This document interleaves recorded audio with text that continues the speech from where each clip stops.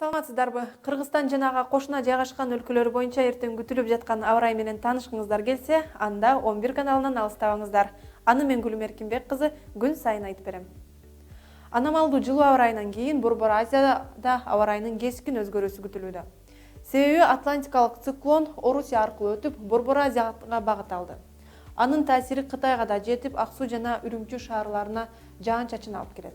Бирок бул жерлерде аба ырайы жылуу бойдон сакталат. Казакстандын Борбор калаасы Астанада күн бүркөө болуп, -4 градуска чейин суук болот. Буга салыштырмалуу Алмата шаарында жаан жааса да, абанын температурасы жогору.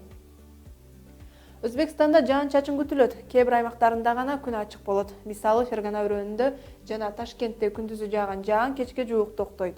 Нукус өрөөнүндө болсо күн чайыттай ачык болот. Түркмөнстанга жаандуу циклон али жетпейт, ошондуктан эртең өлкөдө күн ачык болуп, абанын температурасы жогорулайт. Тажикстанда жаан-чачындуу күндөр уланат. Эртең Душанбеде жана Хорог өрөөнүндө жаан жаап, ал түштөн кийин токтошу ыктымал. Ал эми Баткенге жакын жайгашкан Ходжент шаарында эртең менен кар жаап, абанын температурасы күндүз жогоруласа, ал жаанга айланат.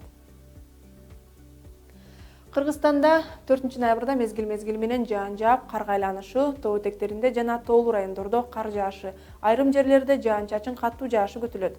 Зымдарга жана бактарга суу кар жармашат. Тоолуу аймактардын автожолдорунда кар күрткүсү жана жолдор тайгак болот. Батыштан соккон шамалдын ылдамдыгы секундасына 4-9 метрден Ысык көл акваториясында 18-23 метрге жетиши мүмкүн. Аба ырайы тууралуу кабарым ушул болду. Кандай гана аба ырайы болбосун, маанайыңыздар дайыма ачык болсун. 11 каналдан кайрадан көрүшкөнчө.